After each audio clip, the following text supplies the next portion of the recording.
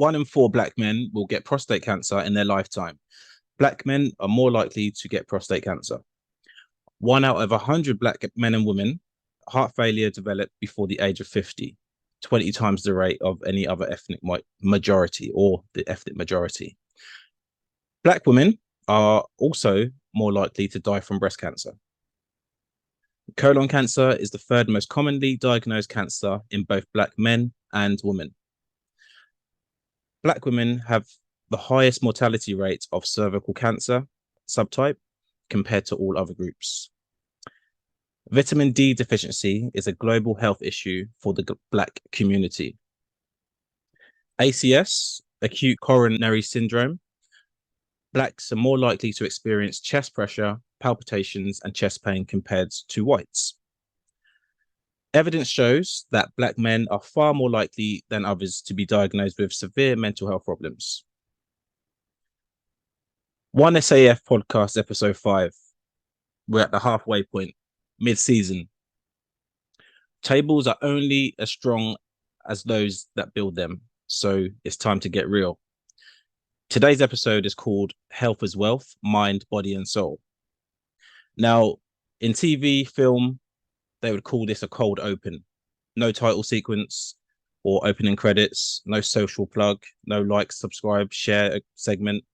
Straight to it because time is of the essence. As I said, this is a checkpoint, but more importantly, this is a check-in. Because along the journey, we can talk about table building, finance, strategy, relationships, education, but there's one thing or things that have to be maintained along the way for us to reach those potential outcomes. And that is ourselves and yourselves, if you're listening in. This episode may jump around slightly in terms of topics, but the underlying message is the same. Our health is our wealth, and we as people need to monitor, manage, and regulate our mind, body, and soul. Most of us, we get into cycles where we are either consciously or subconsciously neglecting either our physical or mental health. But we just can't do that, people, because all of the other things that we may put in front of that will probably affect us physically or mentally. Chain shark seafood till a soundboy better stay calm, be cool.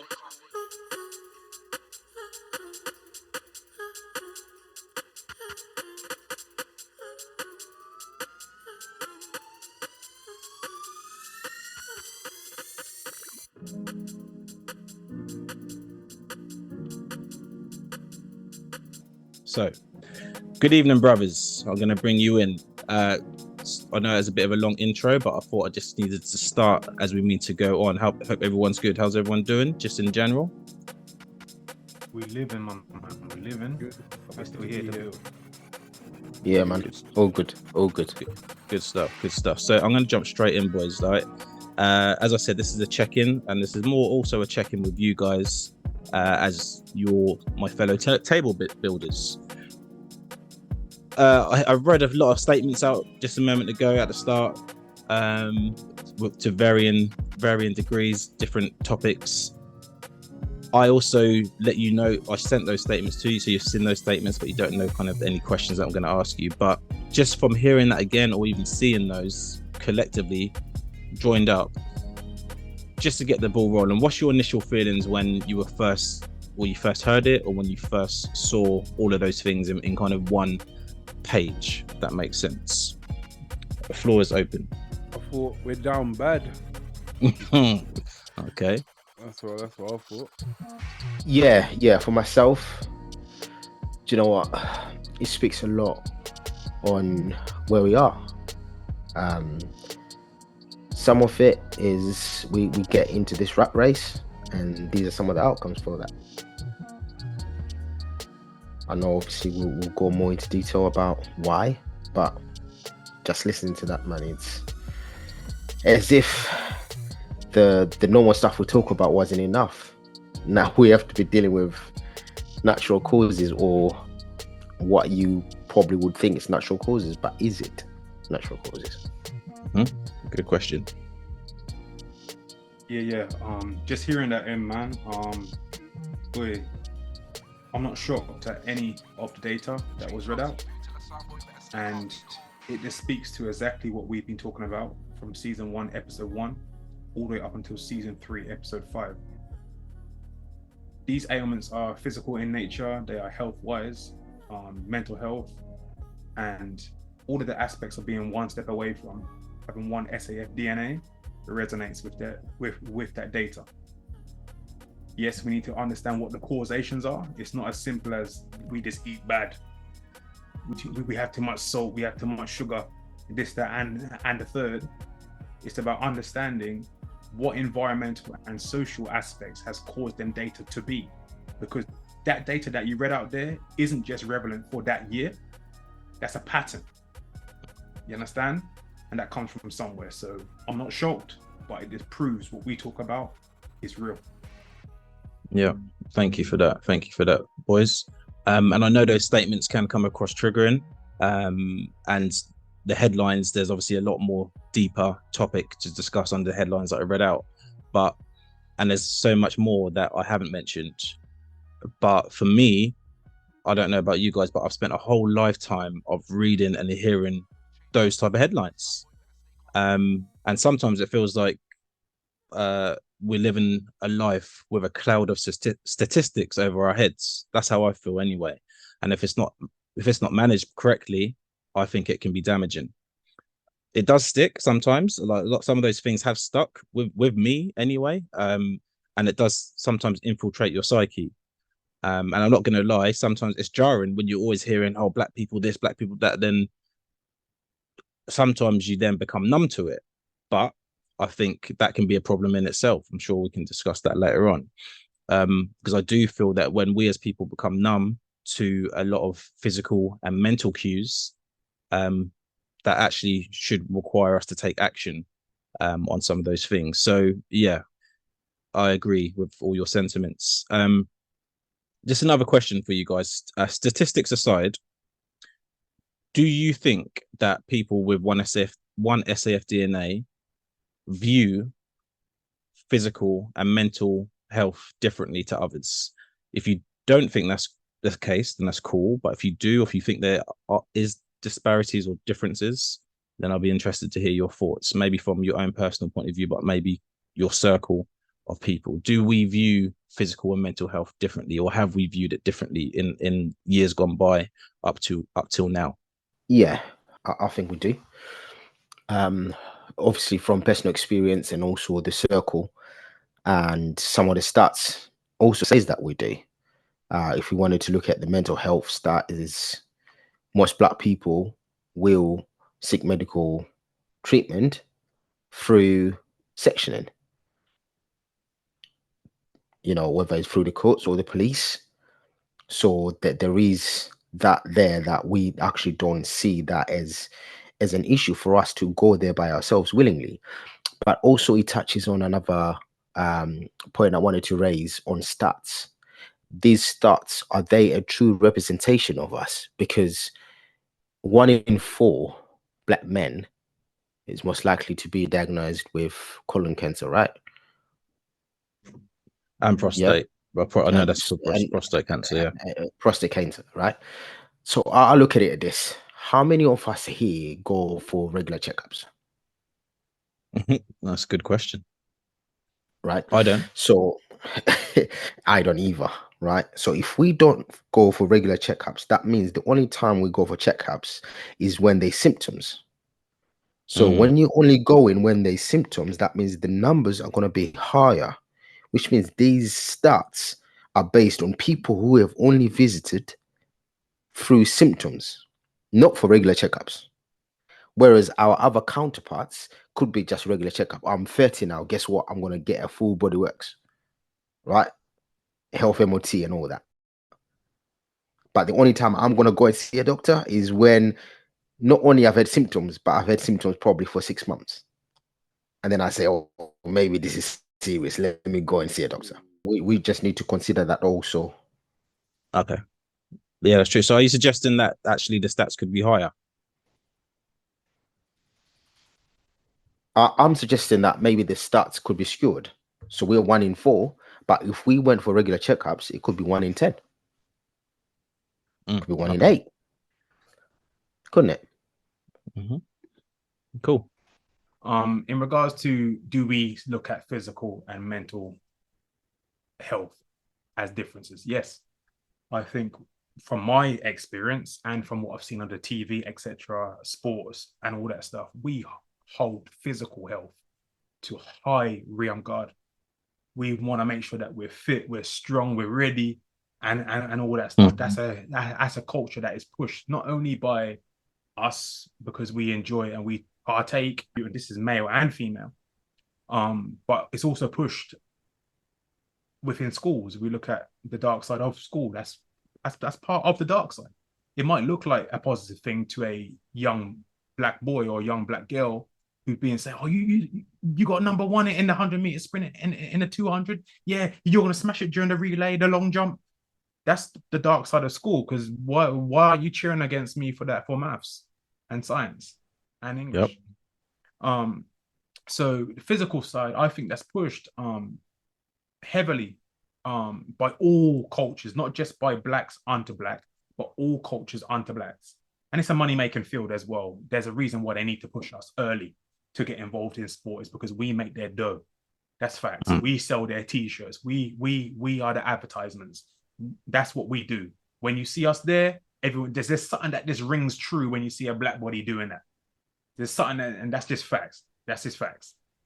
Now, when it comes to mental health, it's a enigma, because that's not spoken about either at all, or it's definitely not held the same precedence as physical health, whether in schools, whether at work, whether amongst friends, whether amongst family.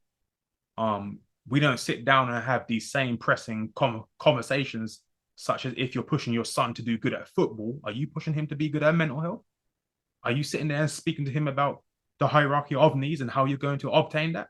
Are you speaking to him about early onset signs of decompression and stress and anxiety?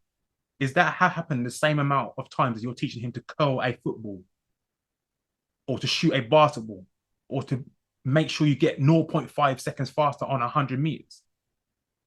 That's not happening from my point of view, from my lived experience. So I don't think we hold it the same regard as physical health, simply because we don't see either the importance in it, or we are just so lacking of knowledge in that field that we just avoid it. And that's natural. Like if you don't know something, you are natural to avoid something. You don't want to look stupid, you don't want to look foolish, but it's also an element of ignorance too. Because it's a science. Can I ask, okay? Yeah, go ahead. With that, do you think maybe because we might not speak about directly, but we build a lot more on mental toughness? Resilience. I think Yeah. there's a genetic argument here. I'm not going to go into it too deep, but there's definitely a genetic argument to say that there's a level of resilience in us that has never been seen before on this earth for any other group of people. And I believe that is within the DNA. There's a study out there that does identify those who come from the diaspora, that there is a certain mark that is only found on the black people from the diaspora who have been through that, and it's passed on to their children up until this day. Now, that's a biological argument, and you can argue that can be inherited through lived experience, and that's passed on to your children, regardless whether the children went through it or not. Now, I think that mental toughness, that resilience, I think that is there, because I don't know a group of people who can suffer as much as we have suffered and still get to a stage where we're sitting here on a podcast talking about issues and problems to uplift our people. Like that's to me, that's nigh unto a miracle. So yeah, I do think it is a lot to speak about resilience too. How much impact does it have on us talking to each other about mental health? I don't know. But yeah, that's definitely something to talk about. Yeah, no, I agree. And that's a good question that you raised there, T, because that resilience part, I'm just looking at my experience, just raising, like, I remember just raising kids and wanting them to improve at sports or football, for example. And just when Kay was talking, I was thinking, you know what? I didn't really put too much of the mental health part of it into it when I was trying to get my son to like play football or pass better or straighter or stuff like that. It was more about getting it right and then doing it until I'm continuously practicing, which develops a mental toughness to be ready for whatever. But I know for a fact that during those times, it was the mental, it was just a physical. It was just a physical, right? You got to get this right. You got to get this right because this means X. If you do it like this, then you'll get this outcome. And maybe that I was trying to push it too hard. I don't know, but I know that there wasn't any consideration that maybe he just wants a break, or maybe he doesn't even want to do it. Maybe he doesn't understand what I'm saying, or maybe he wants me to like.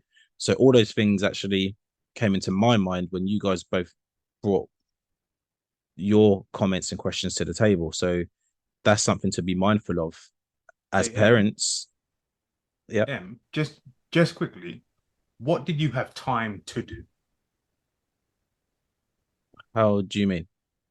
So we're talking about teaching of the physical side and improving kicking the ball inside, and also the mental side of it as well.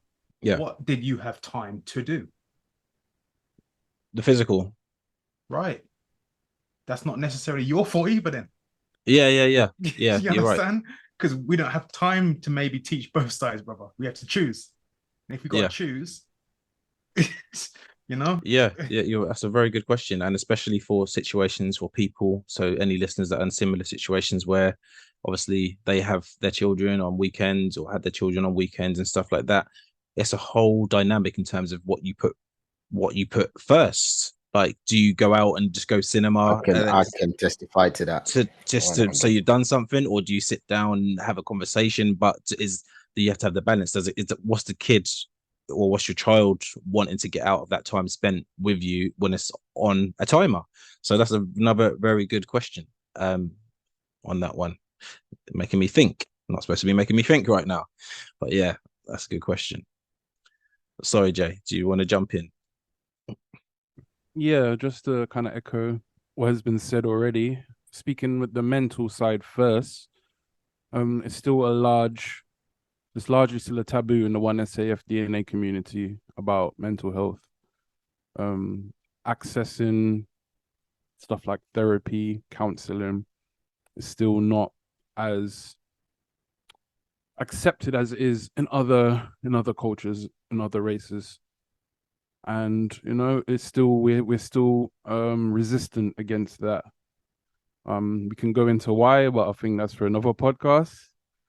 It might come up with it later. Speaking to the physical aspect, yes, kind of what Kay said, we're kind of championed for being physically quote unquote superior sports. I think even in physical education at some point they teach something. There's like a module or something. I loosely remember hearing about it, like the anatomy of a black man or a black athlete or something like that. Yep. They taught that in school.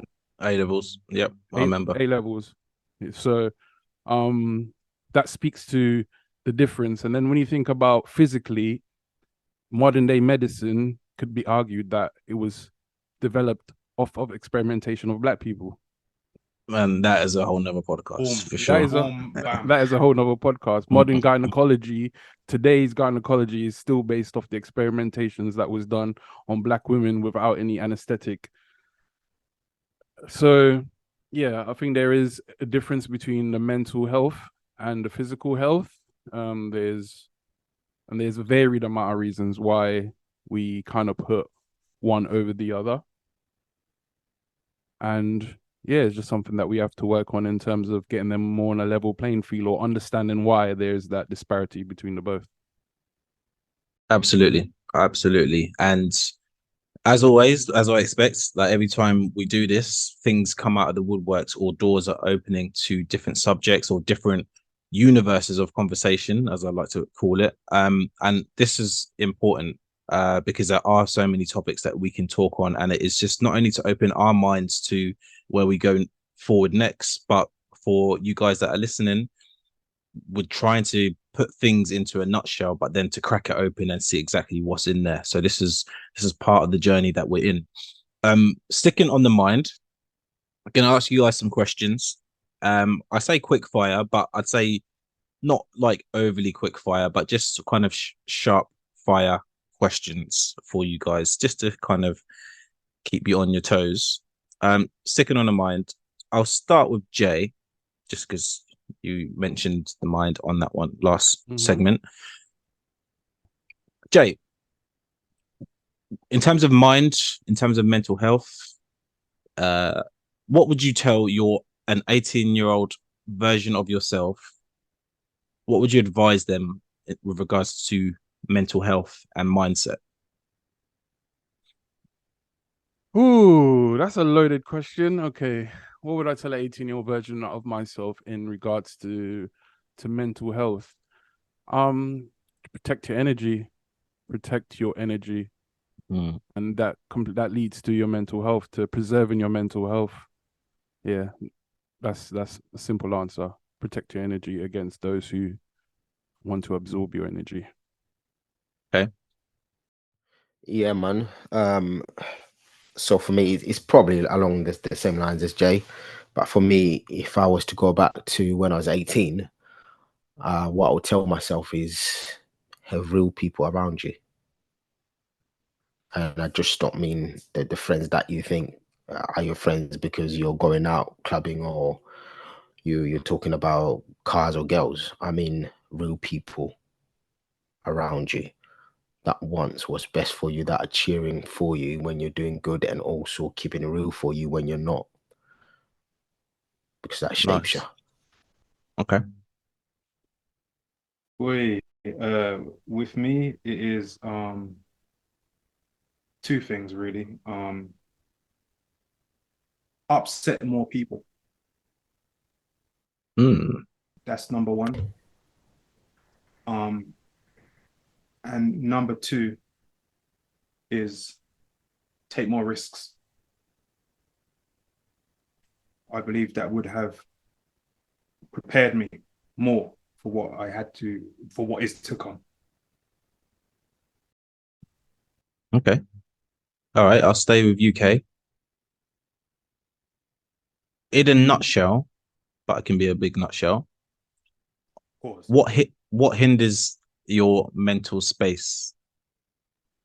What hinders my mental space is trauma, and myself. That's kind of a double barrel. It means the same thing technically because the trauma can only be experienced by me, so therefore it's obviously going to be me who receives the impact. So yeah, so trauma hinders my mental space, myself, and currently location. Okay. See? Okay. That's a good question there. What hinders my mental space? The feeling of not being in control. That hinders my mental space. Because when I feel like I'm not in control, obviously you get nervous. You're not yourself really.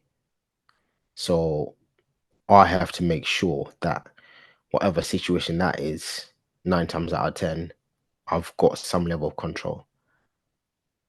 Okay. I hear it. I hear it for sure. Jay. Being around people that don't share the same goals or morals or energy. Back to energy, just being around people that don't share the same energy. That is what hinders my mental space. Okay. That's a good. Well, my next question was actually, so it's probably linked, because the next question is what things actually sap your mental energy. So I know I said hinder, could be the same thing, but what you might have a fully charged battery of energy. What things actually takes that energy away? So I'll stick with you, Jay. I know you People. mentioned, people. people. Simple. Cool.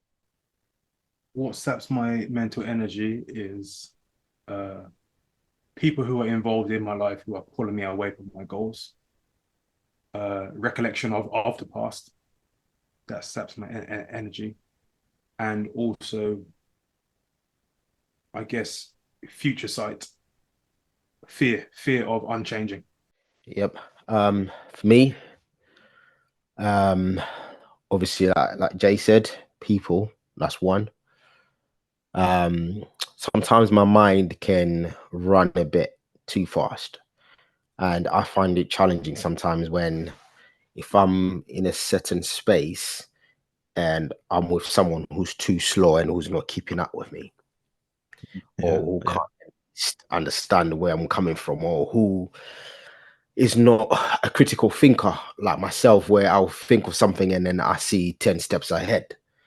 And I've already got to 10 and I'm explaining it to you, but because I'm explaining it at 10 steps, you want me now to backtrack to where we are right now. And I have to explain that. And that just zaps me because I'm like, listen, if you're not thinking already in the same space, like, it's not going to run. The second thing will be uncertainty. That zaps me because I could have a brilliant idea, and if I really can't see where it's gonna go, yeah, it's a mission. yeah. I agree, and I can fully relate in terms of the especially the first one that you mentioned. I also think it's maybe a slight, for me anyway. Not talking about yourself, but I think I don't know if it's a character flaw of mine. Is that I am expecting people to be on the same speed all of the time, and I think because I think that that's what because I think that's what people should be doing. That's actually sapping energy from myself because I'm spending so much time thinking, why are you not here? Why are you not thinking like this? Why are you not thinking critically like me? And that's actually, so that element, I guess, is sapping energy, but me overthinking that is sapping that energy as well. So yeah, I agree. And I think people will, all of those questions that I've asked you so far, I think that's a major component to energy anyway, as I think we've discussed or used the term energy in previous podcasts.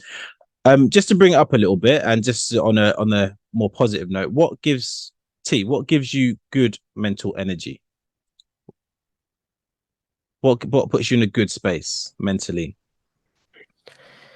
Just like I said before, what puts me in a negative and a positive is good people around me.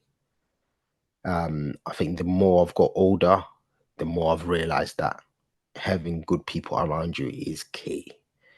It's key to anything. And I wanted to touch on something which brings it nicely to what you just asked, was maybe as Black people, we forgot one element that worked well for us. It takes a village to raise a child. That element didn't just apply to kids. That element applied to everyone, because when you're a village working together, I don't hear mental, well, correct me if I'm wrong, Jay, but when you was in the Caribbean, did you have any issues about mental health? It wasn't really there Yeah, it was because, yeah, the negative was greatly reduced. do you know what I mean? Because people were together. You had uncles, you had cousins, you had people around you, you had family around you that was building you up, and you had people that if there was ever any issue, you can pick up the phone call straight away. Listen, I've got an issue. And before you know it, half an hour, there's people around you. If someone passed today, best know the moment you pick up that phone call, the whole community is there supporting you. That's what used to happen. And now we're here. I think we've moved away from that element, and that's where these things are coming from. But I digress. No, that's good. That's good, man. And as always, you're right. What gives you good energy, Kay? First and foremost, man, delving into the scriptures and really understanding that Bible, man, or at least Level. attempting to understand that Bible, man, because nothing is new under the sun, man. Trust me, the amount of learning you can get from all sorts is prevalent. Um, Secondary, my family and friends, man. Without you, man, there, I've said it before, I'll probably be in Penyon. I'll probably be in Pen, man. I probably would have lost my thing, and those people who I feel who deserve my wrath would have got it. Like, like it's straight up and down, man. Like we're talking real here. Mm-hmm. And finally, finding my own safe space. I know that's a typical phrase that's being thrown out there nowadays. But finding your own safe space is key, man. Outside of family, friends, children, and all that. Like you are still an individual entity, man. And if you're not able to find your own safe space to say, you know what, this is me. I still exist, even though I may be labeled whatever job title, friend, brother, cousin, uncle, dad, whatever. I'm still me. Yeah. I mean, I sometimes I need to recognize that I'm still me by going into my space. You understand what I'm saying? That could be 10 minutes, man. That doesn't mean that you have to disappear for a day or anything like that. It could be 10 minutes. If you have a thing that you do for you, from you, maintain that, man. In all forms. So yeah, so I have my thing that I do, which is hiking. I like to hike. That's my space, man. Whether I do it with myself or someone else, I zone out. There's something about seeing nature. And there's actually, I won't talk too much about studies, etc. But there's something when you go out there and you go around an area which is just full of nature, void of car and brick and cement and people. That resonates with you, man, because we're so surrounded by modern society, by modernization. Can't put our phone down for 2 seconds, or always got to be looking at some screen. Always got to have some sort of stimulus, whether it's audio or visual. Just shutting that all off and just going and hearing the natural sounds instead of a song that someone wrote. Go and hear the song of nature. You understand what I'm saying? Instead of seeing the visual that's on the screen, go and see the visual that's in nature, because that's an art piece that can never be replicated. Because you come back to the same spot and it's different. You understand what I'm saying? So yeah, there's something in that for me. Yeah, that bolsters my mental health. Nice. Yeah, kind of like what everyone's already mentioned is things that contribute to, you know, raising my positive mental space. But something different is being creative. That really, that's something I can do. Like Kay said, you know, something that's me. So take the time out to make a beat, do whatever. That gives me those good feeling. Sorry. Got me. Yeah, but yeah, being creative definitely, and seeing progress, like seeing stuff progress, seeing goals being achieved, goals being met, like that definitely, like Kay says, bolsters my mental health. Nice. And I agree. I think T said like pretty much the reverse of kind of the things he said. I think the same. But as always, it's people and space and time. I know it sounds kind of really scientific, but it's not. Space, time, and people in the right setting and the right environment, that gives good energy. As in literally just spent the weekend with two of my brothers and a cousin, just went away. Different space, the right people, time, energy, and it was an amazing weekend. Like we're still talking about it now. Like that's all it takes. And sometimes we forget that. Moving on, and you might have covered this already, but if you haven't, then please jump in. T, what is, or what would you say, and I think you might have touched on it already, but what would you say is your biggest self-inflicted risk to your mental health? So not external. So this is more kind of what maybe something that you do that may not actually help as much as you might think it does. That's a deep one there, man. Trying to we're going deep, and there's a reason for it. Think. But you know what? We're doing this for a reason. So if we can't open up, then what are we really doing? Do you know what I mean? For me, something that has caused a lot, maybe, yeah, most of my trauma is self-inflicted, really. Sometimes I can be too much of a nice person. What do I mean by that? I believe that you give what you expect in return. So I'm always putting my best foot forward. Well, I used to anyway, even with people that were improving. So it then would turn into a hindrance because I'll put other people before myself sometimes. And then when the time comes for it to be reciprocated, that wouldn't be the case. So yeah, I'll have to look at myself and blame myself and say, okay, what did I learn? Yeah, I had to learn. You can't just do that with everyone. They've got to be proven, like Kay always says, and tested. Yep. Good man. For myself, man, what hinders my I guess my maintenance of mental health. I would say three things really. I mentioned one earlier, but I just briefly covered that one. But I'll give more to the other two. Being conscious of everything. Oi. That Jeez. that has become a pain, a pain that I Yeah. cannot shut off. Yeah. And the more you listen, listeners, to information that you've never heard before, your eyes will be opened.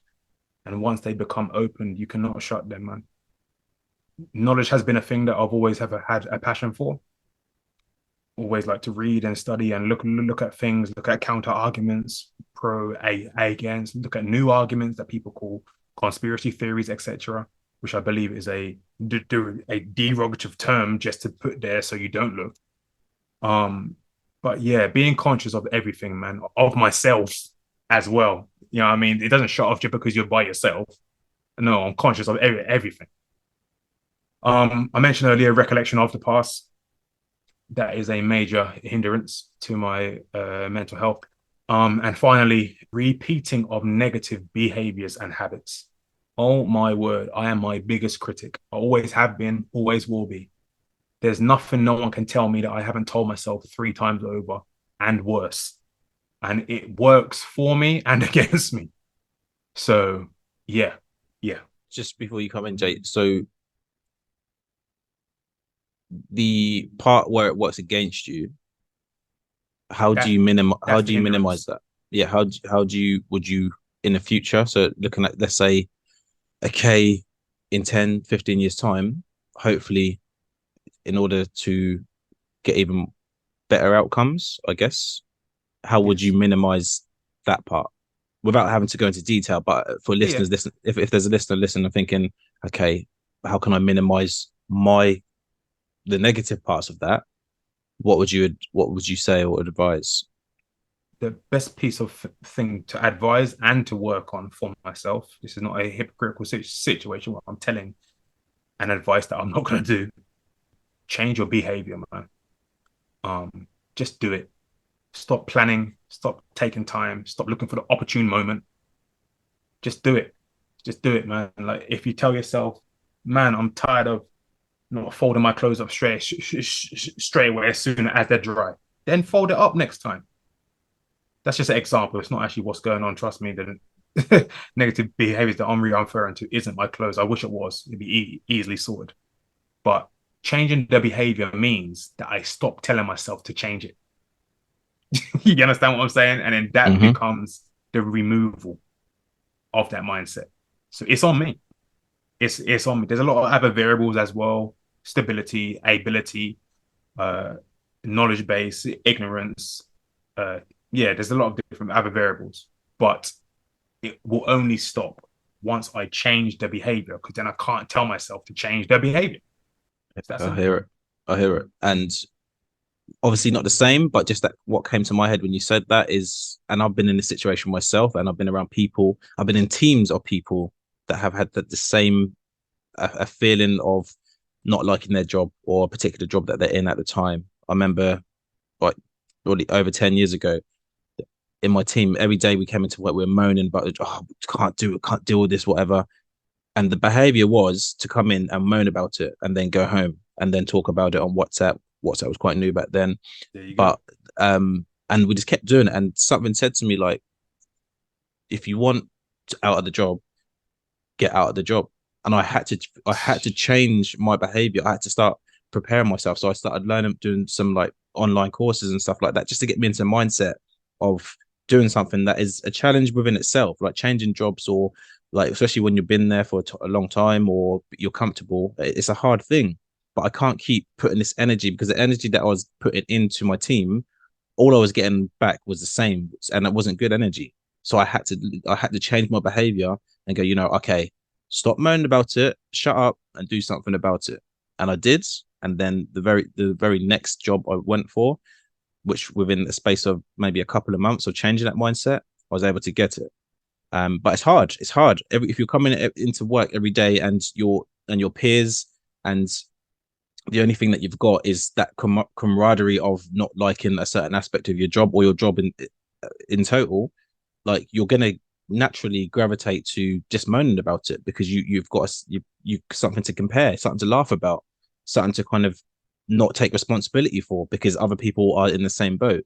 I had to get myself out. I had to change my behavior, and as soon as I done that, not only did I get out of that team, all pretty much 90% of my friends that were still moaning about that, they done the same, because they were like, oh, M's gone. Like, he was moaning about it, but he's actually gone. And that inspired other people to do the same, to a point where we all got out.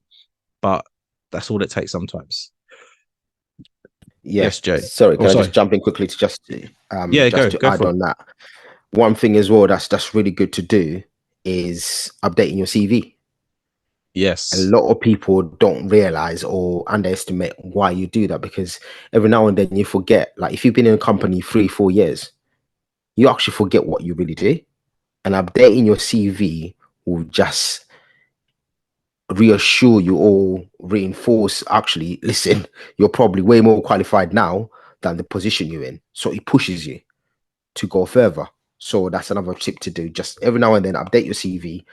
That will motivate you on a different level. Yep. Me, I would say, like, imbalance in motivation, or some might call it procrastination.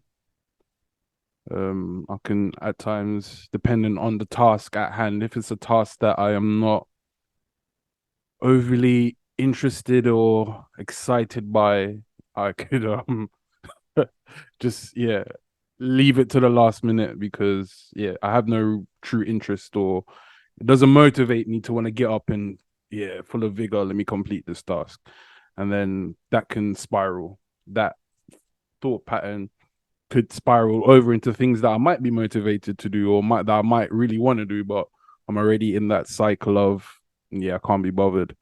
So that's a challenge, trying to keep myself motivated to do even the menial tasks, or tasks that I don't show or don't have as much interest in.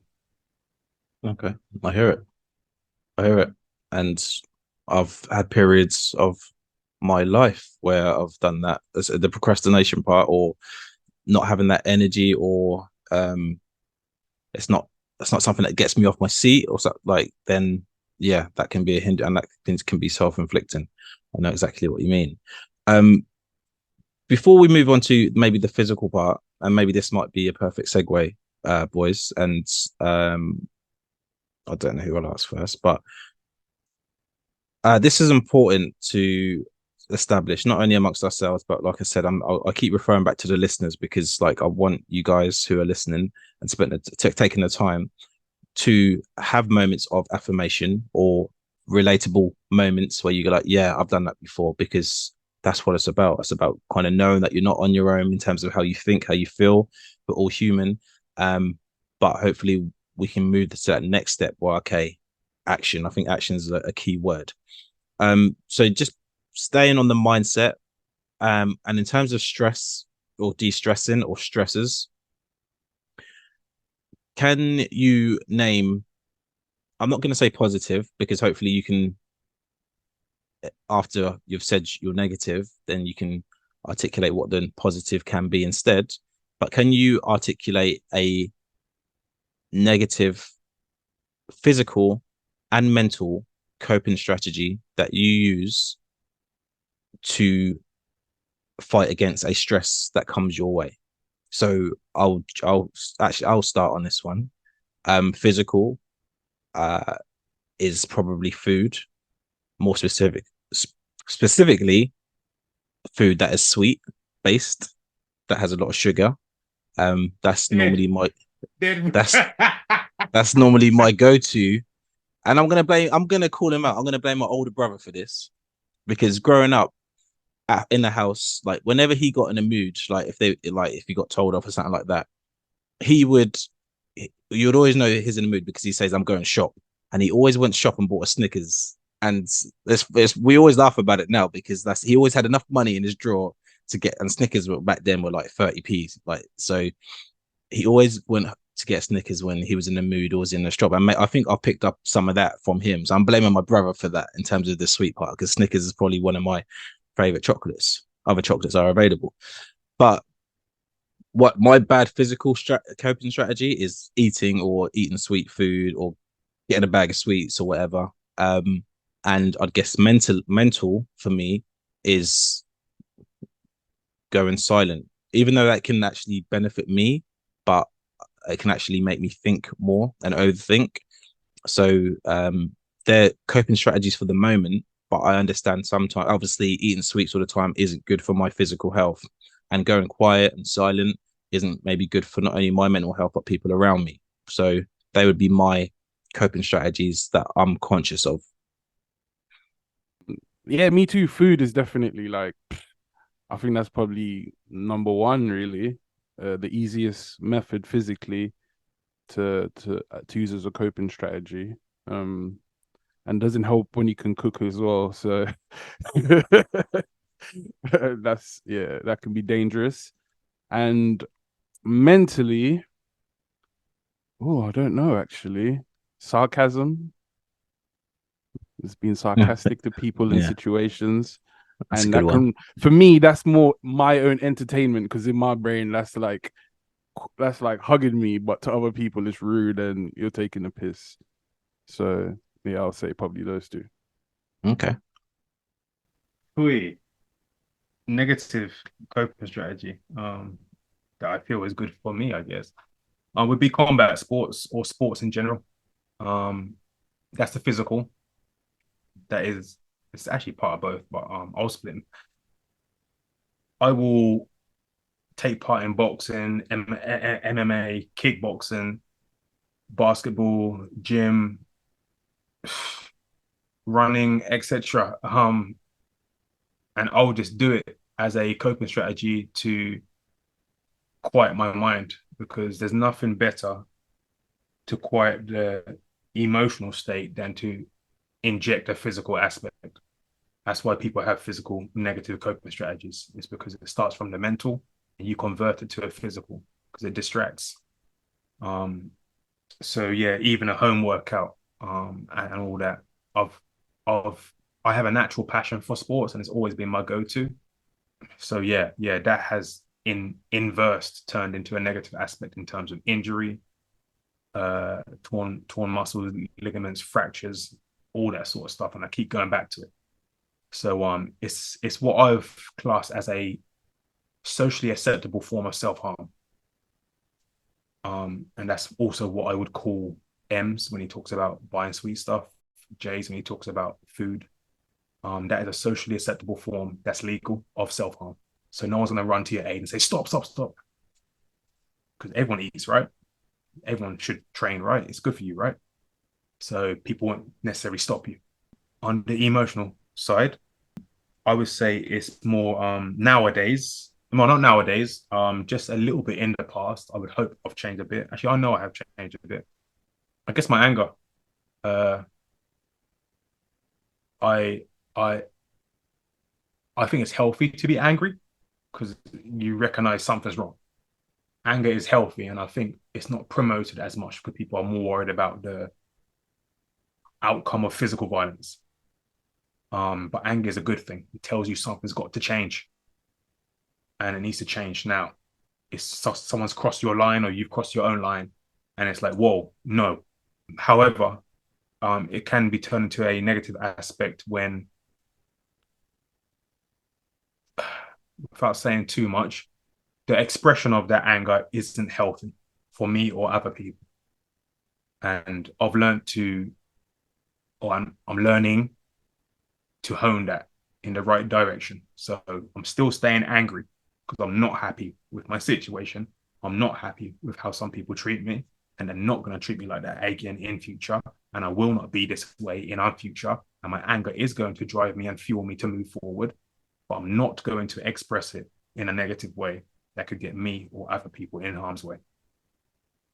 Cool. I hear that, and just Yeah, I hear that. sorry, T, just before we jump in, because No, not that it was only one part of what you said there was important, but I think another avenue of discussion in the future. You mentioned self-harm, and that's a serious conversation, but you are, I believe, onto something, and you are correct when it comes to working out and training. A lot of people will see that as like you get prestige points. Oh, what you work, but there is I genuinely believe there is a psychology behind that as well, where actually sometimes doing too much is self-harm, because obviously when you train, you're training to failure. Essentially, whatever part of body or the anatomy that you're working out, you're trying to get it fatigued, so you're harming your muscles or whatever it is for them to obviously grow. But yeah, there's something in that, and there's something else that, and I keep putting this out there just so we're accountable to our not only ourselves but our listeners, that we will come back to certain topics, because that is one that goes under the radar a lot. The health, the fitness, working out, that industry, like, yeah, it looks good, but behind it, I think there's a lot more to uncover and unpack. So I just wanted to bookmark what you said there, and hopefully we can come back to that. Sorry, T. no, man, no worries. I guess for me, it just depends with what type of emotions I'm dealing with. Two in particular. The first one would be if I'm low. I tend to. Okay.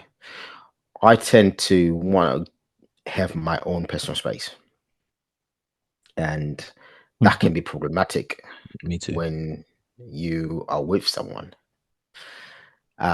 because they might not understand it. They may think it's about them. Unfortunately, it's not. It's just, so what I mean by that, I could literally spend a whole day sitting on a couch, not eating anything. I could spend the whole day not eating anything, just sitting on the couch and watching whatever. Right? To me, it's just my moment. Like, I'm low. I don't want to do anything. I don't want to speak. I just want to chill.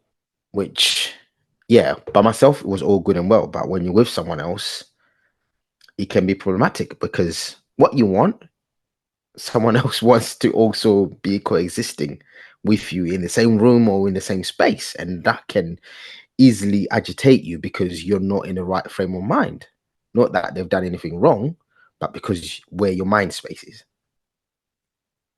So I guess that's the mental side of things. The physical, which also coincides with the mental, is like Kay said, training. Now, if I'm angry, that emotion is a problem for me, because yeah, I've always been that angry kid. Not anymore, but back then I was ready to go, and I wasn't shying on throwing hands. That to me wasn't a thing. But as you grow older, you realize obviously the repercussions of it. So you try and channel it in a different way. So whenever I've got that emotion, I want to be in the gym. Get in there. I'll do what I need to do. If I need to smash the punch bag for half an hour, 40 minutes, skip whatever I need to do. And I found that whether it's a good thing or not, like Kay said, it's all self-harming. I find that to be the best way, because when I finish, I'm not angry anymore. I'll relook at that situation. I think, what was he angry about? It's nothing. Don't worry about it. It's fine now. I'm calm. Or even sometimes if I spend a few days without going to the gym, I actually feel in myself like I'm on the edge, like I'm having withdrawal symptoms. Do you know what I mean? And it also puts you on edge. Whereas yeah, you also get the best workouts when you when you are vexed. I don't know what it is, but you do because you're just in the zone. Some people may be looking at you like this guy is about to kill someone, but in your mind, you're like, listen, I'm here for me and I'm gonna get all of this onto these workouts. And I'll go home and I'm good. Mm-hmm. Yep. And like, don't get it twisted. So they are physical exercise anyway, are definitely positive or can be positive coping strategies for stressors. So yeah, don't get it twisted. But I know what I said earlier, but it's just getting that balance. And yeah, in terms of physical, before we speak on the physical part of it, of this podcast, there's two things that inspired me to kind of do this really. One was like last year actually. I don't know if any of you guys have seen Top Boy, but season 2 of the new version of Top Boy, there's a scene or there's a moment in, and spoiler alert for season 2. I'm not talking about the recent series, which is season 3. I'm talking about season 2. So spoiler alert anyway if you haven't seen season 2. But there's a moment in there in season 2 where the Asher D, or the character Duchesne, where he gets to a scene where he just starts getting chest pain, and that really hit me, like, because obviously depend his situation, his environment, there's a lot of stresses, but that hit me because I have been in that situation where I've just got chest pain, and I know there's so many people, especially one SAF people, that have had that for whatever reason. And I've had over the last decade or 15 years or so, I've gone to doctors, even reluctantly, because I always get the same thing and I have to keep repeating myself and I never really get anywhere. And it's always the same thing. But you're fit and healthy, you're young. Sometimes it happens in black men, and it's unexplained. There's what I always hear a lot is, it happens in black men, but we don't know why. You get this it's more prevalent in black men, but we don't know why. It's like okay, well, why is the research stopped? But that's maybe for another podcast. But that inspired me. But also recently, I had a health check, it was a private one, but it's kind of subsidized through my work. But it was a private health check, where they tested like loads of stuff. It's like a 2-hour assessment. So they do like your body composition, your BMI, your body mass index, like your waist circumference, body fat, physical and mental resilience test, blood pressure, blood glucose, cholesterol. They done a rest and fitness test as well, like a VO2 max one, urine sample, and they tested your posture and your movement. And the reason why it inspired me is because like a lot of the information that they gave me just by doing my bloods and urine and stuff like that, it told me so much about what's going on with me internally that I would never ever know, like, if I didn't have such thing. And I know it's not easily accessible all the time, but there's so much, like, you can look $1 million on the front, but actually your body can tell you different. Your blood can tell you different. Your blood can tell you, actually, no, you're got high blood pressure. You might be working out and looking good and looking like an Adonis, but actually your blood pressure is quite alarming, or your cholesterol, or you haven't got the right body fats, so you haven't got the right fats in your body. So my assessment was pretty, it was what I expected, to be fair. There's a few things that actually raised not alarms, but actually made me take action. But that inspired me to go, you know what, I would never have known any of this. I would never have known that, this is where my current cholesterol is and stuff, like, if I didn't do this. And I think it's important that we do look after ourselves and look for getting health assessments. And if you've got access, whether it's through the NHS, which we might discuss quickly in a moment, or if it's private, it's important. I know it's long, especially with the NHS. I know waiting times are crazy, even if you're trying to phone and get an appointment. I share your pain if you've ever been through that. But we have to start using these services that are available to us, because most of us are paying for it anyway. So yeah, but once again, that's another discussion, another podcast. So with regards to the body part, once again, guys, and I'm conscious of time, but I think this is important for our listeners, just so we can share our experiences. I'll start with UK. What would you tell an 18-year-old K to yourself regarding physical health and fitness, if anything? It's interesting because this is like this is like when you're thinking around each choice splits off into a different universe, a different path. Would I be this case sitting here right now, being able to talk to you on this level if I didn't make the exact same choices that I made? You know what I mean? So it's very hard to look back on that. But if I could still be the same K, but advise my 18-year-old self, it would be put 100% in areas that matter and not 100% in areas that don't matter or matters less. And what I mean by that, like Kay would understand this, you know what I mean? But I'll expound a bit. In regards to sports and being competitive, wanting to win, that's been the major downfall of my physical health. Even being injured and playing a casual game. You start casual, don't you? Until you start losing, then it's like, forget this. I know I'm better than that person, and let me step it up a bit. I'll take the pain when I get home, when no one's watching me, no one can see me limping to the shower, and then having to go straight to on bed, put an ice pack on. No one's seeing the swelling in the morning that builds up, but I won the game, so it's all good, isn't it? You know what I mean? So I would tell myself, like, I would tell myself, does that really matter? Does it really matter that you're entering into a ring and you want to get the belt? What does the belt mean? Is that belt paying your rent? Are you going to pro? Are you getting sponsored? So why are you putting your actual body in harm's way just so you can say that it's done and I done it and I ain't afraid of nobody and I can lick man down, I can take a hit. Like, okay, cool. How are you now? Yeah, yeah. What happened to all the people that you were doing it in front of back then? Are they here now? No. It's just you and your broken body. You understand what I'm saying? So that's the situation and the advice that I would give my 18-year-old self in regards to physical. Put 100% in when you need to and don't when you don't need to. Yeah, I hear that.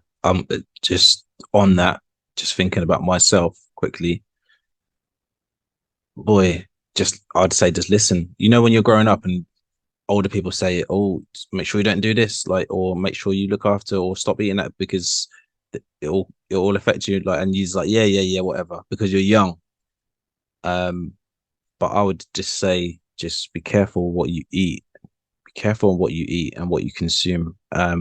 Not only physically but mentally, of course. Um, and yeah, look after it, like stretch. That's what I tell myself as well. But yeah, T or J, what are your thoughts? 18-year-old T, 18-year-old J, what would you tell yourself? I would tell myself what you think matters more than what anyone else think of you.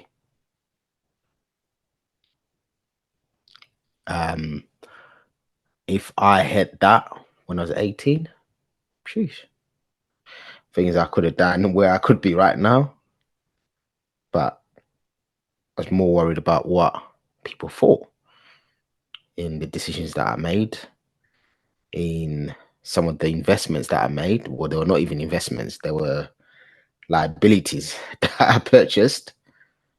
So yeah, that would, for me, that would be number one. Worry about what you think most before the fall. Cool. I would say, Jay, stop eating so damn much, and stick to sports and training. Around that time, I stopped playing rugby, stuff like that. So yeah, that would have kept me active. Okay, cool. Right. So, gonna delve a little bit deeper. Pause. And this was brought up earlier as well. But we're just gonna once again, we have a responsibility. We're on a public platform. We need to just make sure that we cover all bases. Have you had a prostate check before? It's up to you. Whoever wants to. So it can just be a yes or a no. Nope, And- I haven't. Okay. Jay Yeah, I had Street. six. I had six. I had six. Nah, I had none, man. Wow. Well, he said 6 3 times as well. I had none. Haven't done that thing there. Nope. And that's the stigma behind it. Like I was saying earlier, And you know. And yeah. wait, and what is the stigma, T? I don't want to talk. Well, listen. All I'm saying, sorry, Ems. All I'm saying is that's what I was alluding to earlier. That Yep. because of these things, that's where we are 1 in 4. Whereas if we did it on a normal one, I think our stats would be a lot more favorable. But because of that stigma there, that's the issue. And from my understanding, it's not even that. You can have a blood test, and that's it. But because of how we are misinformed, or maybe how the medical side of things has progressed, and we haven't caught up to it, we still think you've got to have another brother that's putting 2 fingers, you know where, to check, and it's not going to run. Don't worry, T. They say the traditional way is more accurate. All right, don't worry about the blood test. Forget that. See, The this thing is T, this yeah, is the thing. funniest thing. The funniest thing is this though. We are more likely to be incarcerated and stopped and searched by police. Yep. So when it comes down to that cavity check, yeah, It's true. like we are probably more likely to be cavity searched anyway. Mhm. Yep. Yeah, but it's not the same, bro. You that That's one what- you cough. I think You it's cough. the same. No, bro. No, No? they put the gloves on, Nah, G. they They put put the the gloves gloves on, on. G. And Really? there's a lot of man on road who are plugging as well. Yeah. So There's man They on doing it road, to yeah, who's the themselves. hardest man on road, bro. Yeah. Driving a BM, blacked out. If it stops him other cars are going, available. if I it's, was about to say, what's wrong? What are you trying to say about BMs? And come I'm on, being a hey, stereotype listen. right now. I'm being a Yeah, stereotype. yeah, allow If it it. stops him going prison, he's putting that somewhere where the sun don't shine, G. So I'm saying there is a But stigma. he's doing it, not someone else doing it for him. So you can't compare the two. Well, Do you know what I mean? what- If you told me what to look for, fine. I will sort myself out in it. then well, that Man doesn't said, "I'll work like violate that, myself." really. No. You tell me what you look for, and I'll find it myself. Oh, no, All right. Well, right. I have had the non-blood test version a few years back, and there was a stigma behind it before going in. There was an apprehension before going in. Not gonna lie, I think I remember sending a voice note after in a group chat saying I feel a little bit different. I'll be honest. I said I felt a bit violated, but if you look at the numbers, like that's something that I know it's taboo, whatever, but would you, if that saved your life, would you rather that than like have that stubbornness? I'm not saying to you, T, but I'm saying just in general, because there is a stigma, not just across black men, but for men in general. Now I can't do that, whatever. But the numbers, once again, not even just for black men, are kind of saying that this is something that we just need to be careful of, man. We really do. And yes, there is a stigma behind it. Like I was like, nah, I can't do it. But I just wanted to be sure because I felt like something was wrong. Maybe it was just anxiety or whatever it was. Luckily, nothing wasn't. So got that done for nothing. But it is important, man. And there's a responsibility that, especially for if we've got children, if we've got boys, or if we've got sons and stuff like that. Like, if I'm not doing it, how can I expect people that come after me to do it? So, yeah, if there's other ways of doing it, then I'm sure there are. But yeah, that I just wanted to see where we are at, and I guess 3 out of 4 haven't in the group. Yeah, their stats. Dun dun dun. Jokes aside, though, it is important. Like I said before, pride comes before the fall, and literally that will be what it will be. So yeah, we can joke around with it, but you know, if I have to do it, there's no two ways about it. I'll do it to save myself, because I'm not only saving myself, I'm making sure that my kids are looked after. That's what we've got to think about, because if this was the thing that takes me away and I could have got it checked a couple of years before, that means that's affected my whole family. So you got to look at it like that. Sometimes it's not just about you; it's about your entire family and your entire next generation. We're talking, we're in our mid-30s now, and that happens, you've lost massively. Our kids are still young when you could have prevented it a year before. So, yeah, jokes aside, definitely will be checked, but preferably I'll do the blood test. Yeah, man. I second that with T as well. It needs to be done. It's no two ways about it. I will 100% get it done in my lifetime, sooner rather than later. That's without a doubt.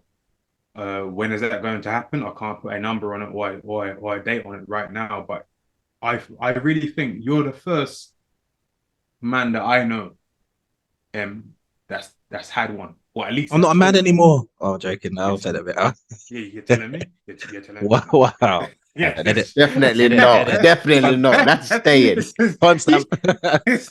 But yeah, I completely second what T says. All jokes aside, we can all bant and all blah blah blah, but the reality is that health is first, man. Without health, you have nothing. And M is the first man that I know who has had this check, and we need to be like pathway leaders. We need to trod down the tall grass for others to follow. And the fact we can even talk about this is a positive thing, because then it removes that stigma amongst us as a group, which means that we know that we ain't gonna get that foolishness should we go and do it. We might get a little bit of bounce as well, but really the underlying is, you know what? I'm glad that you did do it, brother. You understand what I'm saying? So we hope that this same message resonates with other people out there too. It's all good to laugh and joke about whatever. We are comfortable in our group. But the real message behind it is that the numbers don't lie. And if having a checkup can at least reduce some of it, then it's a no-brainer. It's just health. Like, we need to remove all the foolishness and just understand it's health. Now, why would you not advise someone else to get their health done? Yep. Yeah. Agreed. Yep.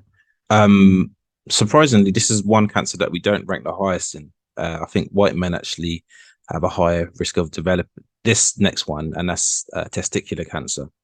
Do you guys regularly check for lumps on the testes? If I'm going in.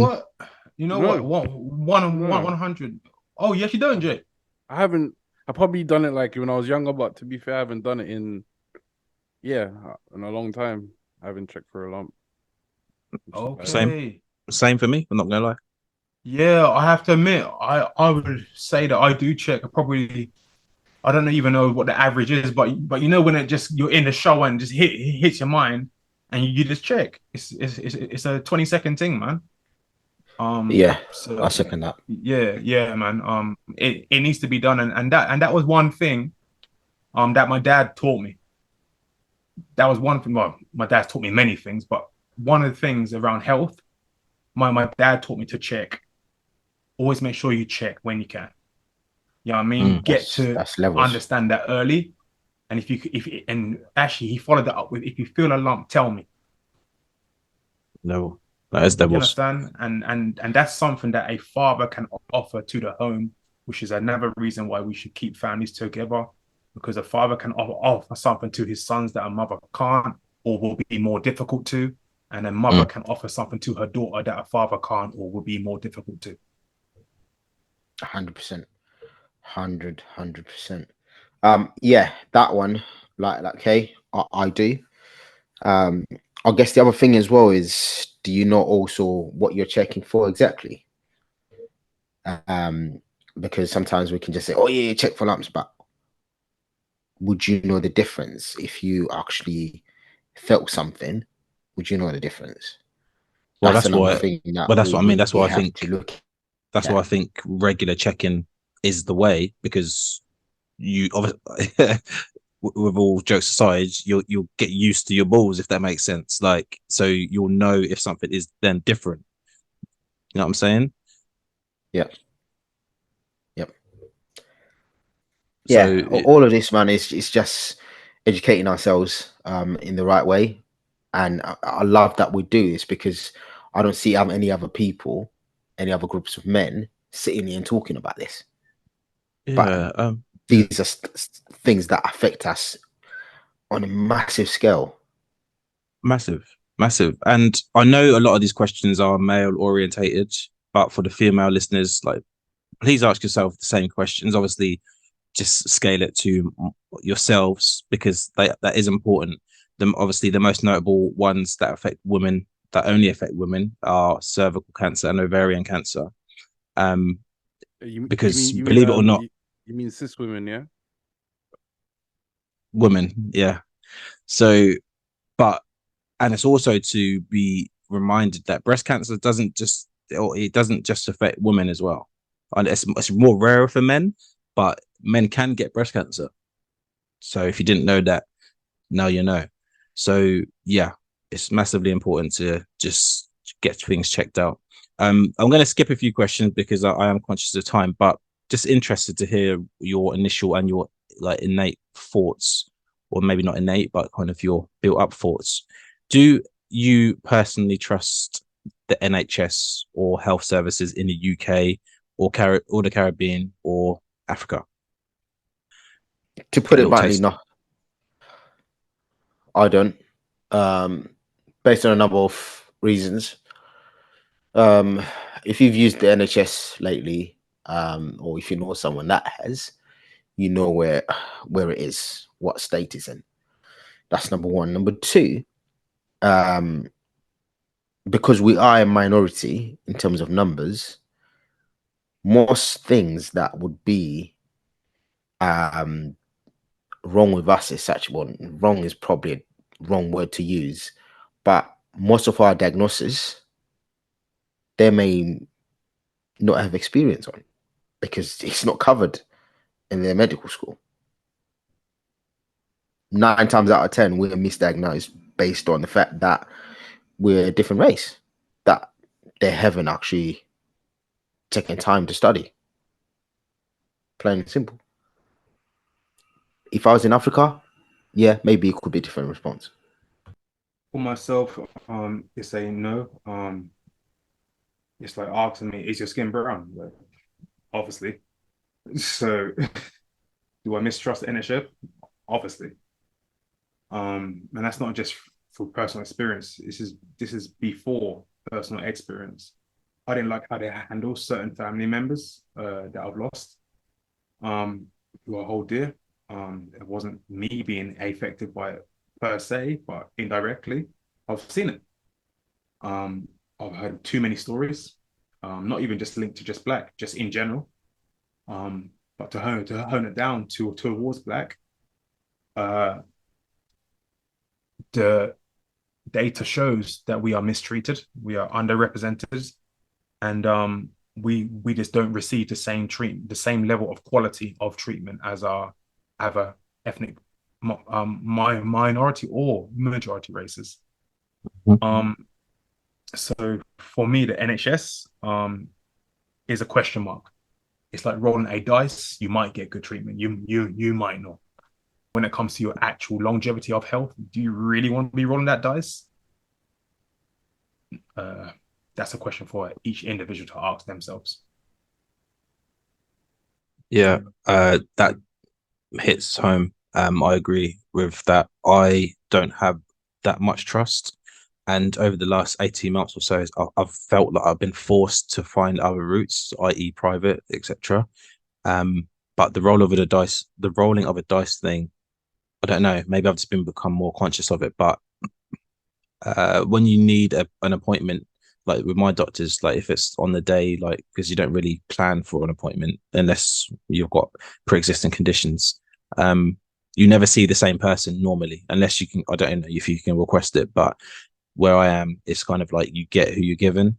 And more times, I don't know. For me, this is why I've over the last 2 years, I've been more kind of active in getting appointments and stuff like that. But before that, there's just so much history of me looking into the eyes of someone that I'm telling what my ailment is, and I just don't really see that they're actually interested or they care. Like that's the way I see it. Or they're asking to meet me to repeat something that I've clearly explained once, twice, or three times before, whether it's on the notes or sort of physically said, and I just feel like you're looking through me and you're looking to get me out of the door to see the next patient. And when I have that feeling, it saps everything out of me in terms of like, why did I come here in the first place? Like, I can sit, like, I'll give an example. My last appointment, like the lady just didn't really want to help me. Like, to be fair, she tried to do a blood pressure reading,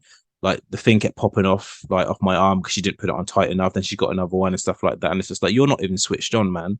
Like, this is I know my life doesn't really matter to you, but it matters to me. To a point where I had to go in a few days later because I had a feeling that my urine samples like weren't kind of sent where they're supposed to be sent, and lo and behold, they weren't. But yeah, that's just a personal thing. But once again, there's so many things we can discuss in the future. So, Jay, oh sorry, Yeah. T, did you want to say something?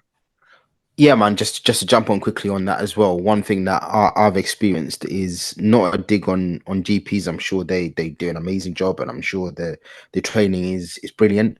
But whenever I've gone there, you tell them symptoms, and they're looking up online. Obviously, they've got their own forum that they use, but literally they put in the symptoms in there, and it pops up with whatever answer that may be, which goes back to what I was saying about if you're putting symptoms from a black, Asian, or white person into this forum, and then it brings up an answer, it doesn't take into account race and how different symptoms show up in different skin tones. Yes. So you find that that's a flawed system to start with, and then you have to then wait months and months to get a letter from the NHS. Yeah. In my adult life, accessing public healthcare, it's been vastly more negative than positive. So, in a nutshell, no. The level of care that you received, like for instance, in the UK under the NHS, I can speak to what Emma said, what Kay has said.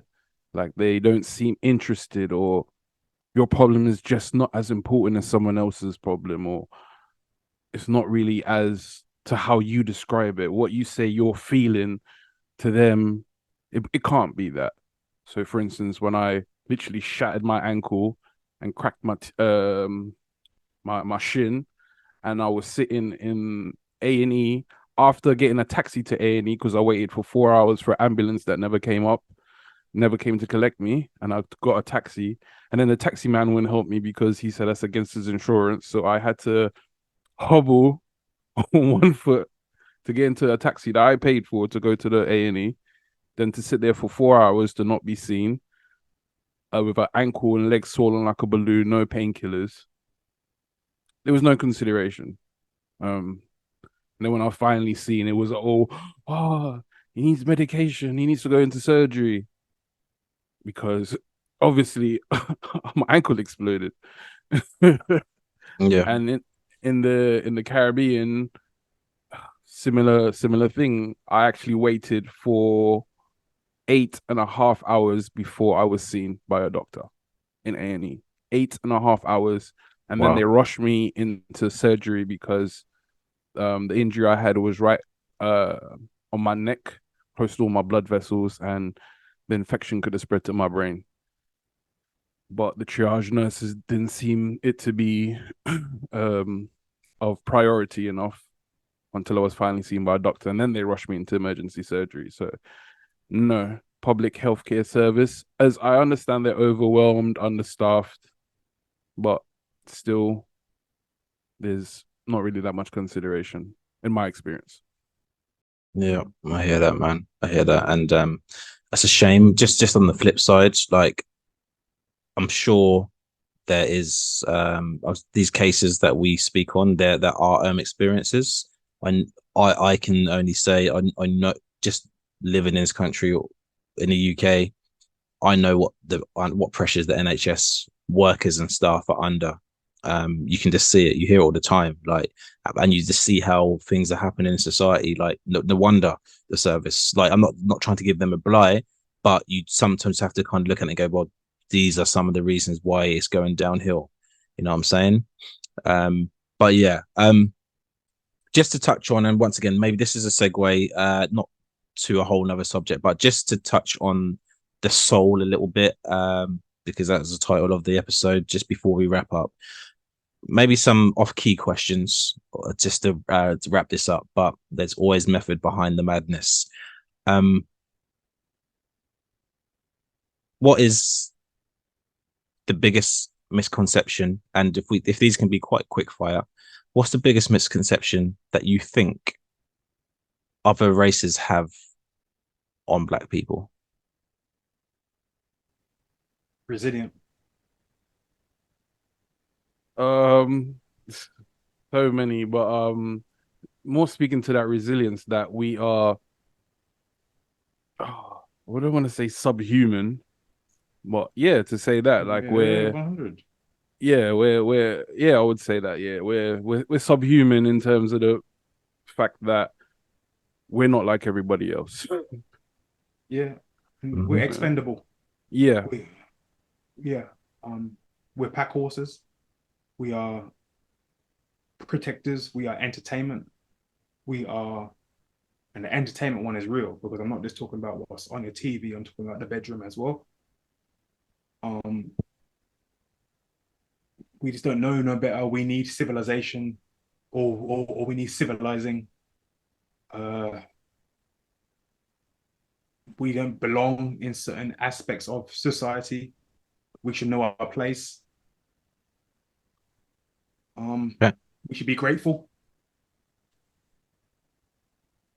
I think the biggest misconception is we're not the same in terms of being on the same level intellectually.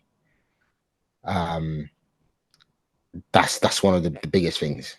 So you find that they sometimes, if you were to say, "Oh, really? Is that what you do?" Or there's always that shock of, "I didn't expect you to do this," or to have this kind of job or this kind of qualification or whatever it may be. I don't expect you And to have to speak so well. oh, exactly. The amount of times it's like, "Oh, like you don't really speak Black." I'm sure we've heard that before. And we spoke about it as well in season 1. All Yeah. right. Those are some of the misconceptions, but the main one for me that affects us the most is what Kay touched on: subhuman. Because once they do that, we're not going to be treated equally by the police, by NHS, by everyone, which puts us at a massive disadvantage. It does. And just that term alone, you could probably attribute or link that to some of the stats that I said at the start of the episode. But once again, that's for another podcast. What's the biggest misconception that you think people have or other people have of you? I think is like kind of we mentioned earlier, they don't expect me to be so articulate or me to be able to convey my thoughts rationally. They expect me to be ignorant. Maybe because I look like a crazy person most of the time, but yeah. You just nullified your own argument, man. I'm done. But It's a trap. It's a trap. It's a trap. It's a trap, bro. But yeah, unfortunately, in my field of work as well, it is that unexpected, well-to-do, knowledgeable. I can't say the word, but yeah. Especially the way I present myself, which is nothing wrong, but in the field that I'm in, it's like finding a damn diamond. People just don't look like me. They don't sound like me. They don't move like me. They don't have body language like me. And it's expected that people like me are supposed to be the clientele, not the professionals dealing with the clientele. So when people have to see me in my role, being me, it's hard for them to realize how I got there. It's actually hard for them. And it's one of the main reasons why I actually got into the field that I'm in, and even into my previous fields, is to break the stigma, it's to break the stereotype, it's to break what they are used to. Be uncomfortable because it's a new day, and people like me are on the same level or above. So it is what it is, man. It is what it is. We are one step away from, and we're looking to get one step away from negative outcomes. Sorry, several steps away from negative outcomes and one step away from positive. So that means we'll be knocking on your door. For me, the biggest misconception that people would have of me would probably be just being a well-mannered person. For some reason, there's this misconception that us as black people, as black men, we behave a certain way, talk a certain way, behave a certain way, and uncivilized. So when you've then sat down and had a conversation, and then you articulate yourself well, and you are actually well mannered, then they're like, oh, wow, your parents done well. Didn't expect that. Interesting. I think yeah, I hear everything that you guys have said. I think if I was to ask myself that question, which I haven't yet, I should have. I think the biggest misconception that I think people have of me is that there's nothing else going on other than what they see. And what I mean by that is like my brain is always working. But my brain has history as well in terms of just life experience and mini traumas and just interactions that not everyone will have had. But more so that I think that one SEF people have had, and whether it's in the workplace or just maybe out slightly outside of it, I think it's just like this is what this person is, but there's so much more, and it's my choice, obviously, to not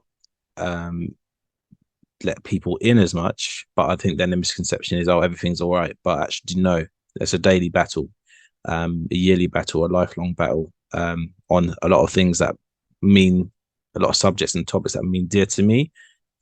You just don't have a clue. So I think that's the misconception there. Last question, before we close. If you were a business, what would be your company values? It can just be one, it could be four, but if you were a business, what would be your values that people would know your business to be? I've never asked myself that question, so put me on the spot there. I think reputation has got to be up there, has got to be key in terms of your principles. Values will be honesty. I know, sorry, I'm thinking on the spot here. Professional. Mm-hmm. That's another one. Yeah. So principled, professional, honesty, and if I had one more,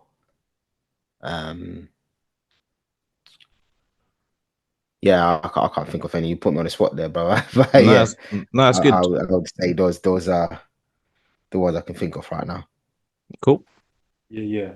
For myself, if we was a business, it's not if we are, and therefore there is a company value that I hold dear, and I want everyone to recognize me and us as being to the best of our ability, and it's being truthful, just truth. I won't even say truthful, just truth. And I'll quote out of a Bible scripture for this. John 8:32. And ye shall know the truth, and the truth shall make you free. I'll close on that. I would say fairness and integrity. Nice. Interesting. Very That's interesting. the word. That's the word. No. You had your time. No, I'm joking. No, it's interesting. It's interesting. And it's just to kind of just to get a snippet of yourselves more so. And this was more so about you guys. Because that's important. I think just to round it off for me would be because this is what I expect in people, in any relationship that I have, which is respect and consistency. I think that's all that's needed, because with respect that covers pretty much everything, and the consistency is okay. Are you regularly showing those behaviors or doing that? So yeah, thank you, boys. I appreciate that. It was just like I said, it was wanting to just touch base, check in, because sometimes we can go 100 miles an hour. We know just internally we've got a lot of things going on, we've got a lot of things coming up, but it was more of a check-in, maybe a bit more of a public check-in. But as I said before, we have a responsibility to discuss not always just the good stuff, but the things that may be taboo, that may be a bit triggering, because we have to look after each other, because there are some of those statistics. I did throw them out there just for the listeners. There was the boys didn't know what questions I was going to ask him, but it was just to get a sense of these are the things that we see daily, whether it's on news and stuff like that. For example, one of the biggest ones, I didn't even put any of those COVID stats. That we were that are forced down our throat during the pandemic, especially when it pertained to Black and ethnic minorities, because that would have definitely been a whole nother podcast. And there's reason behind the stats. There's always kind of underlying reasons to why they may get to those conclusions, but what the media likes to do is not actually talk about them, not actually say why Black people are proportionally more susceptible to certain things like COVID. And that's just tactics there. So yeah, appreciate it, guys, viewers and listeners. I hope you got something from it. It's once again, it's about asking yourself this question: do I need to get that checkup? Do I need to kind of, I've been worrying about this thing for a while. Shall I just phone just to put my mind at ease? Because that could literally save your life. There's a lot of stigmas around amongst our community. There's a lot of apprehension, and there's a lot of mindsets, whether it's being stubborn or kind of having that prideful, but we have to break that down. And like I said before, we have to utilize and use these services that are available to us, but that are also what we pay, that comes out of our paychecks before we even see it. It's important that we actually start taking heed of that, because others are, so why aren't we? Just for YouTube listeners, if you want to hear more discussions or around mental health, then please go to our YouTube page and go to our mental health playlist. I must stress though, none of us are mental health professionals or even medical practitioners. So if you do have any concerns for yourself, big or small, then please get yourself checked out for the relevant services. Today's track that has played is from the Life is UKG album, which is called Soul Tide. You can find that on www.wearekinsmen.com/Jerome Da, which is DA Chef. And don't forget to subscribe to all our platforms, especially YouTube, Instagram, Spotify, and Apple Podcasts. It only takes 1 second to hit that button, and it makes a massive difference for us.